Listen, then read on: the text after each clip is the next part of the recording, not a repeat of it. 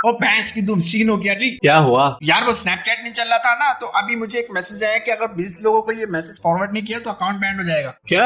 अरे नहीं कर यार, मैंने तो कुछ दिन पहले ही अकाउंट बनाया था। भाई मैं तो फॉरवर्ड कर रहा हूँ 20 लोगों को, तू भी भेज, इससे पहले कि अकाउंट बंद हो जाए। अबे गंजे के बच्चे, मेरे पास तो गिनती के 4 ही लोग हैं यार, और ये मैसेज 20 लोगों को भेजना है। अबे तू और लोगों को ऐड कर और मैसेजेस भेजना स्टार्ट कर जल्दी से, अकाउंट ना उड़ जाए यार। अरे हाँ, सही कह रहा है यार, अच्छा आइडिया है। अरे गंजे, फातिमा भी आ रही है, चल इसको भी ऐड करता हूँ। ओए मेरी बंदी है, उसको ऐड नहीं कर, पागल पिटेगा तू।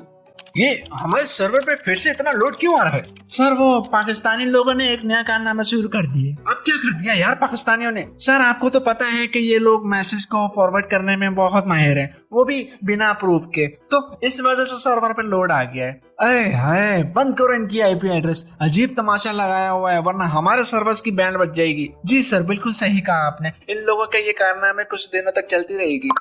हैं?